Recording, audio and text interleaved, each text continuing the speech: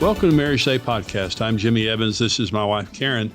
This podcast exists to help every married couple succeed in marriage. And we're talking today about the secrets of lifelong passion and intimacy. Those are the two big words in marriage that everybody wants to experience: passion and intimacy. We're going to be talking to you about how you can experience that. First of all, there's going to go to a teaching here in just a few minutes. First of all, we're going to read some questions from you guys and answer them.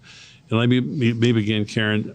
This is a question: how can you express your love for your spouse and also satisfy your sexual needs if your husband refuses to engage in physical affection or sex?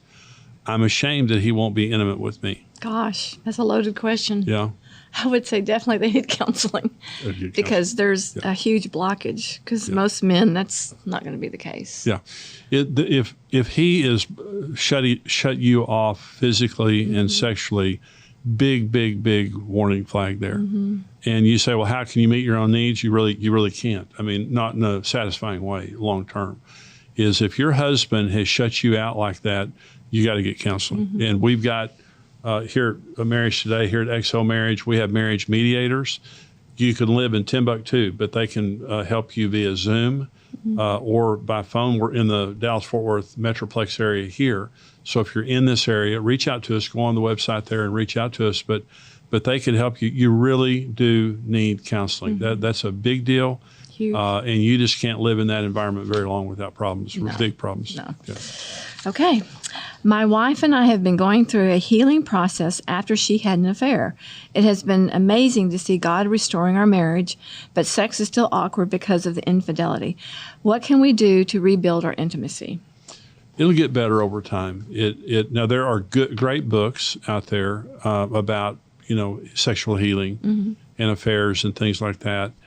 Chris and Cindy Beal, some of our friends from Oklahoma City, wrote a great book on it. The sex will get better as time goes on. When there has been an affair, there's an awkwardness because there's a rebuilding of trust and there's a rebuilding of intimacy, and you really can't rush it. Mm-hmm. It doesn't need to take 10 years, but it's not going to take 10 days. Mm-hmm. And so just work at it every day, talk every day, pray every day, forgive every day, because sometimes you may have already forgiven, but you have to go forgive again. But just as you rebuild the foundations of the intimacy and the trust, the sex is going to reflect the overall nature of the marriage. Well, I'm thinking that it's thoughts too, because every time they're probably having sex, he's having thoughts. Sure. That he's, and I think that, you have a lot of good words about saying, how do we take our thoughts captive and, submitting those thoughts to the Lord and let the Lord heal those things that have happened in the past, as well as give you thoughts that can be replaced by what you imagine that your wife's done. Well, an affair is rejection. Mm-hmm. Very much. When a person cheats on their spouse, is really the deepest form of rejection, and it creates a scar.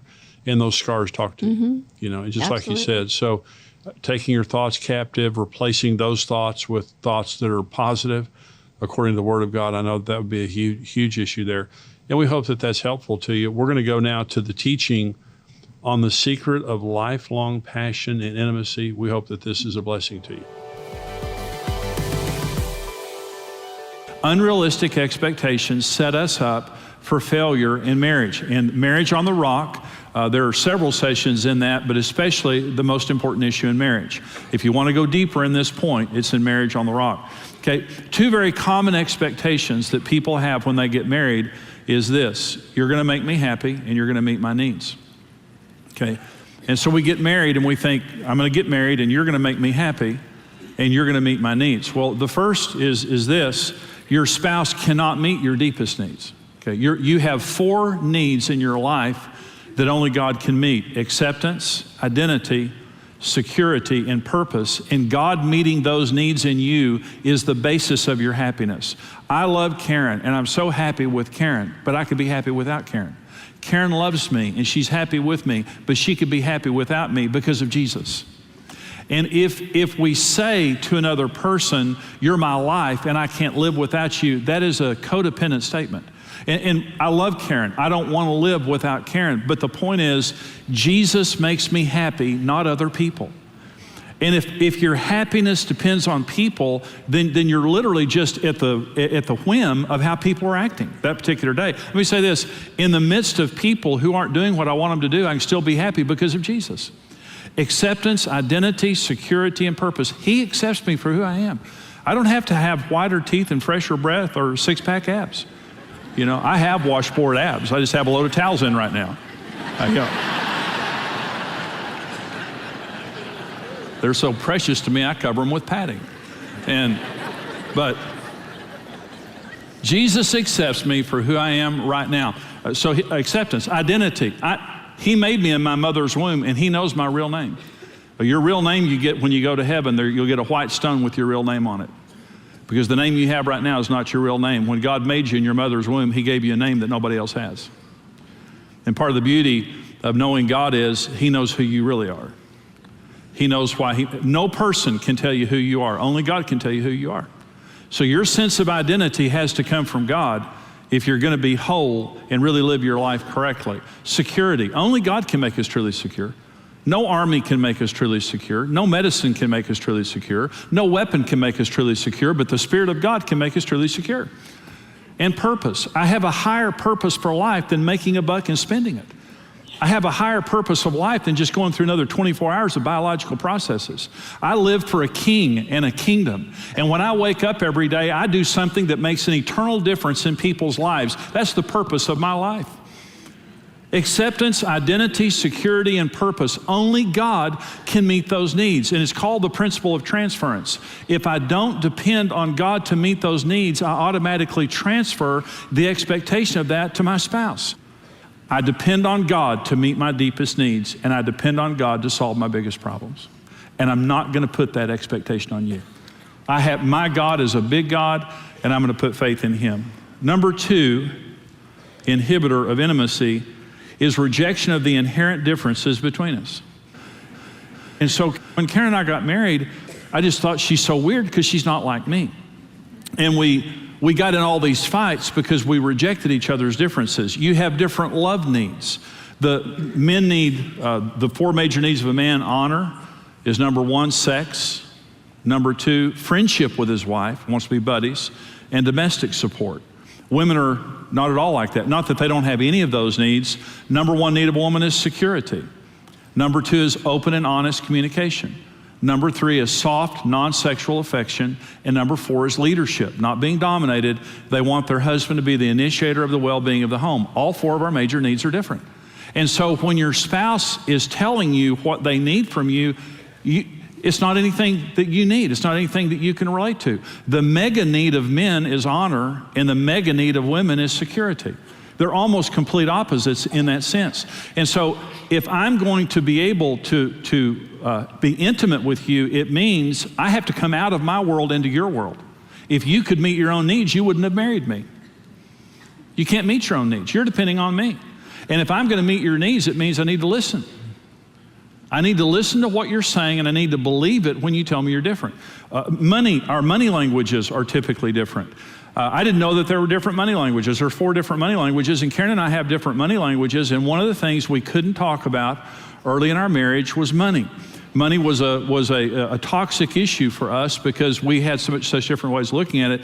There are drivers. Some people see money, and to them, money just means success. Money is a symbol of success, and they use it to buy houses and cars and symbols of success. To other people, their analytics, money is security. They like to save it. They like to stack it up. The more of it they have, the more secure they feel. There are amiables, and to an amiable, money means love. And that means we have money, we can get the family together, go on vacation, share it, all that kind of stuff. And there are expressives, and to an expressive, money means acceptance. It means I can get into the right groups of people, I can, get into the right social groups to do whatever, I want to do with my life. Drivers, analytics, amiables, and expressives. Karen's an analytic, I'm an amiable. And so to Karen, money means security. And Karen is a fantastic money manager and a great saver of money. I'm an amiable, so to me, money means love. Money means, hey, let's have fun, let's bless somebody, let's whatever. And Karen's very generous, by the way. When we got married, we fought constantly about money, and she would call me a spendthrift, and I would call her a tightwad. And when she called me a spendthrift, it drove me crazy. And I said, Karen, you're the type of person you're going to die with all your money in a mattress and nobody will like you. And she said, you won't even have a mattress.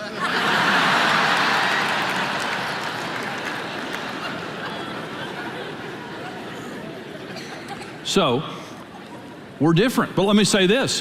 When we learned that we had a different money language and began to respect it, we make fantastic decisions together. Karen restrains me in making decisions and helps me to slow down, and I help her to have fun. And she's down here groaning when I said that, because she's very fun. Everybody knows she's very fun. I'm talking about with money. We have different giftings and talents and things like that. And so we just have a different way of seeing the world. Now here's 3 types of differences in marriage. The number 1 is rejected differences. Roll your eyes, you're crazy. I told Karen, she used to tell me when we first got married, she would say something, I'd say, you're crazy. I just like, she's out of her mind. The second is tolerated differences. And that's women. Can't live with them, can't live without them. You know, it's not like I'm rejecting you, it's just like I'm judging you, so roll your eyes. The third is celebrated differences, and that is we're a team. Isn't it great that we don't have the same things in our lives? Isn't it great that God spread the giftings and talents and perspectives so together we make such a fantastic team? And when Karen and I got married, we rejected each other's differences. Today, we celebrate each other's differences. And so when you reject your spouse's differences, you reject them. And the ethic that fixes this is respect. Respect. 2 ways that I respect you. One is I'm not going to talk bad about you. I'm not going to shame you and put you down for being honest about who you are. When you tell me what your needs are, it doesn't mean everything in you is right. It just means it's you. And I'm not going to run you down. I'm not going to browbeat you. I'm not going to be sarcastic with you. In fact, I'm going to praise you. One of the key the 4 indicators of divorce, the 4 predictors of divorce, number 1 predictor of divorce is negativity. When a negative tone sets up in your relationship, it is the most damaging thing that you can do to your relationship when you begin to pick on each other and begin to point out each other's faults. The number 1 thing you do to build your marriage is to praise your spouse. And when your spouse says something to you and you're trying to get it, you're trying to process it, don't say, man, that's weird. Just say, wow, that's so special. I'm going to have to meditate on that. You know. You're like on another level. I'm trying to get there. And it makes all the difference in the world. So, and I'm going to believe you. And I'm going to believe you. When you tell me, I need you to do this. This is what I need you to do. I need you to do this. I'm going to believe you. See, for years, Karen, here's what I tell people when they come to see me for counseling. Your spouse has been trying to tell you for years what their needs are. You just haven't listened. Because we have this idea that if we marry our soulmate, they're just like us. Everything's just alike. That's not true. If you marry your perfect soulmate, you're very different people. You're not alike. And so you have to listen, and I'm going to respect you with my mouth, but I'm going to respect you with my mind. And when you're talking, and my eyes begin to cross, and I'm thinking, how in the world could anyone be this way? Rather than judging you and rejecting you, I'm going to believe you and believe that God made you that way. God made the inherent differences we have to respect. Let me go back to points 1 and 2 real quickly and say those 2 issues are why most people don't have intimacy in their marriage. The law of priority says, Genesis 2:24, for this cause a man shall leave his father and mother. Marriage has to be first.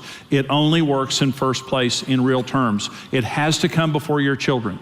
Your children are precious. Your marriage has to come before your children. It has to come before your work. It has to come before your friends. It has to come before anything else. Our marriage was healed when I hung my golf clubs up.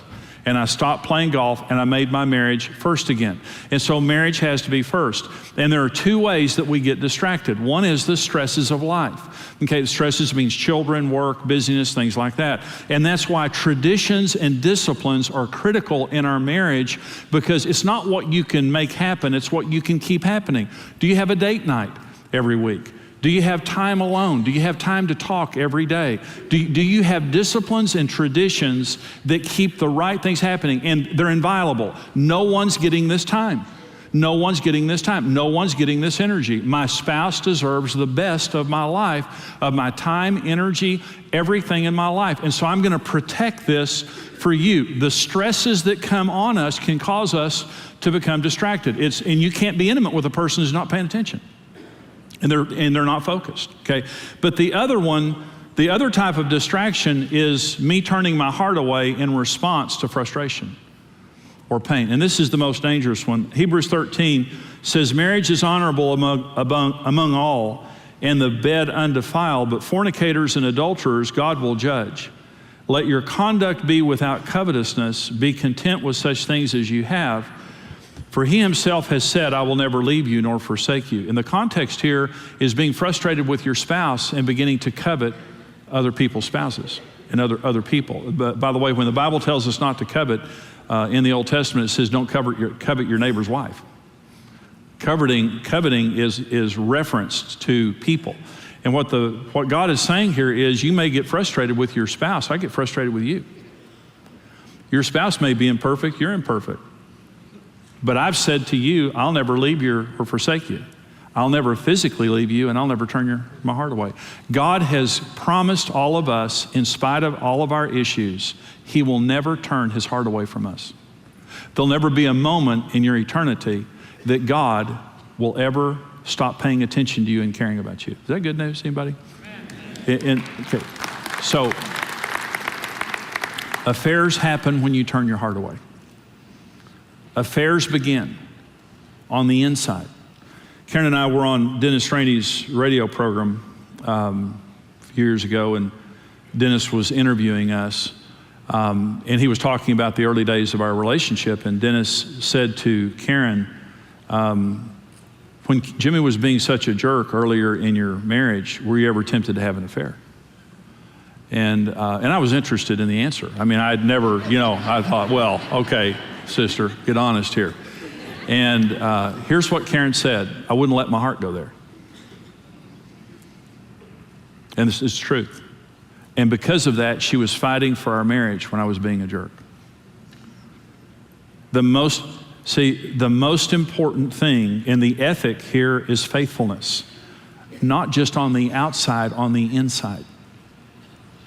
I am going to be faithful to you, and when I'm frustrated at you, and when I'm angry, and when things are going bad, I'm not going to turn my heart away to my friends. I'm not going to turn my heart away to sports. I'm not going to turn my heart away to the children. I'm not going to turn my heart away to anything else, not another person. In the worst days of our marriage, I'll keep my heart focused on you. Distraction is so dangerous, whether it's just the busyness of life keeping our marriage from being first, or an offense that we've taken. And this is the reason that honesty is so important in our relationship. Don't turn your heart away. And if you've turned your heart away, you realize, Karen would say to me at different times in our marriage, your heart's not with me. And women intuitively know, you can be sitting right there next to them, but they intuitively know if your heart's not there. So you can't be intimate while you're distracted. Number 4. Inhibitor is dominance. Now I want to show you, dominance means a disproportionate control of the relationship. It means someone is more in control of the relationship than the other. And I want to do my little poll here. And all the campuses, if all the campuses would respond to this. Now I want you to watch the hands, okay? How many of you grew up in a home where one of your parents was clearly dominant over the other parent? Raise your hand. Watch the hands, look around. Okay, put your hands down. How many of you believe that had a negative impact upon their marriage and your family? Put your hands up. Look around. Oh my gosh. Okay, put your hands down. 70%, 70 to 80%, I've done this all over the world for many years. Every time I ask that question, that's the response that you get. Secular research proves that shared control is one of the most important issues in a marriage. We are the only animals on earth that weren't designed to dominate each other. Human beings, there's no reference in Genesis 2, when God made man and woman, there's never a reference to one person dominating the other until the fall. And after the fall, there was a curse pronounced, and Eve was told, you will desire to dominate your husband, but he will dominate you. It was a feature of the fall. We are supposed to interact and cooperate and make all of our decisions together, and no one should dominate the relationship. Jesus Christ is Lord of our relationship, and we don't dominate each other. And I was a dominant husband. This is what 1 Peter 3 says to husbands. Husbands likewise, dwell with your wives with understanding. That means she's different than you, and you need not to treat her the way you would any other man. She's a woman, you understand her. Giving honor to the wife as to the weaker vessel. Let me say, this is saying be gentle with your wife. Women are not weaker. Let me say that right there. Women can do anything. God made them a little physically weaker so they wouldn't take over the universe. And He had to make sure you wouldn't do it. So you're a little physically weaker, okay? As to the weaker vessel. And being heirs together of the grace of life. Listen, husbands likewise dwell with them with understanding, giving honor to the wife as to the weaker vessel, being heirs together of the grace of life, that your prayers may not be hindered. Karen Evans is a fellow heir of the grace of life. In Jesus, there's neither male nor female, and she has as much rank in the kingdom of God as I have, and she has as much stock in the Evans family as I have.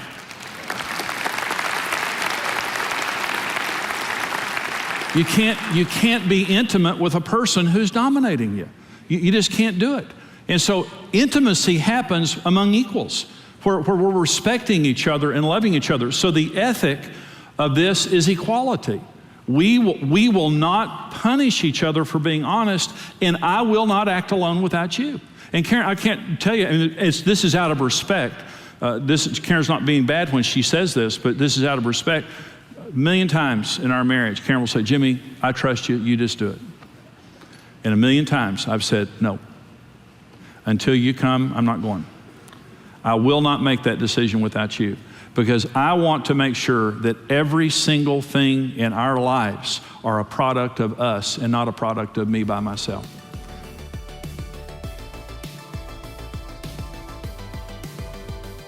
Hey, this is Brent Evans with XO Marriage, and I want to thank you for listening to the Marriage Today podcast. We believe your marriage has a 100% chance of success if you do it God's way. If you enjoyed today's teaching and want to keep learning, hey, subscribe to the Marriage Today podcast and take some time to leave us a review. Your reviews help us spread the word and can encourage someone else in need. For more great marriage content, check out xomarriage.com, where you can see all of our marriage building resources, articles, and live events.